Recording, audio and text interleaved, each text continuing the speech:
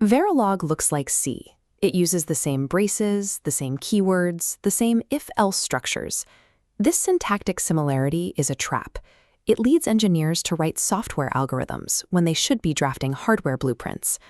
Every line of Verilog describes the geometric maze of logic gates and wires etched into a physical silicon die. Look at these side-by-side conditional statements. On the left, an if-else tree written in C. On the right, identical logic written in Verilog. A software compiler translates the C code into a sequence of CPU instructions. It creates a single vertical timeline, where each branch represents a decision made in chronological time. The Verilog synthesizer does something entirely different. It compiles that exact same text into a spatial 2D schematic, building cascading multiplexers and physical logic gates that sit permanently on the chip. Software conditionals route the flow of time. Hardware conditionals route the flow of data through physical space. This translation from abstract branching text into physical silicon pathways is called hardware inference. To master it, you must abandon the software mindset completely. You have to adopt strict semantic rules for exactly how different text conditionals map to specific hardware structures. This mapping happens across 3 distinct compilation phases: pre-processing, elaboration, and runtime execution. When RTL is bloated or unsynthesizable, the root cause is often a misunderstanding of how a conditional maps to one of these specific phases. Let's focus on the elaboration phase. This is where the compiler determines the final structural hierarchy of the chip. This generate case block is a structural conditional evaluating constant expressions before simulation. Here, parameter width evaluates to 1. The compiler stamps a 1-bit adder onto the schematic, ignoring the 2-bit code. If it changes to 2, the 2-bit adder is wired in. Generate blocks do not route data. They dictate whether a piece of silicon physically exists on the die. Failing to use a generate block for structural variations forces the synthesizer to build unnecessary hardware for every possible configuration. It then relies on runtime multiplexers to hide the unused logic, permanently wasting power and area. Moving forward to runtime execution, we model our actual combinational logic. We do this using procedural if-else and case statements inside an always block. Here is a comparison of a multi-branch if-else-if block and a case block. The if-else-if evaluates sequentially. The first condition is checked, then the second. This forces the synthesizer to infer priority logic, mapping to a cascaded chain of 2-to-1 multiplexers. Cascading multiplexers deepens the logic tree. Every additional mercs in the chain adds propagation delay, actively slowing down the critical timing path of the circuit. The case statement implies parallel evaluation against multiple items simultaneously. If the conditions are mutually exclusive, the synthesizer builds a single, flat, wide input multiplexer. This results in a significantly faster, shallower logic path. But runtime conditionals carry a severe risk. The most dangerous trap in combinational logic is the missing final else or default statement. If a conditional block fails to cover every possible input state, the hardware doesn't just crash like software.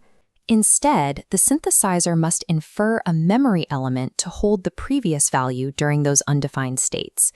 This unintentional memory element is an unwanted latch. Because latches are transparent and level-sensitive, they introduce asynchronous feedback paths that static timing analysis tools struggle to verify. This results in hardware-level failures that simulation environments often miss. You must explicitly choose if-else-if when you specifically need priority routing. You use case for high-speed parallel routing, and you must always cover all conditions to prevent latch inference. Standard case statements require exact bit-for-bit logical matches. They treat the unknown state X and the high-impedance state Z as literal values that must be matched in the hardware. Often, engineers need don't-care bits.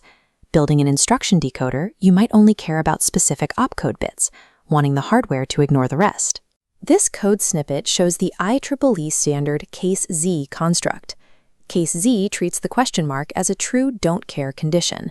It physically ignores those bit positions during hardware evaluation. Verilog also offers case X, which expands this don't-care treatment to include the unknown X state. Do not use case X in professional RTL. Because case X ignores X states, it will treat an uninitialized register as a valid match.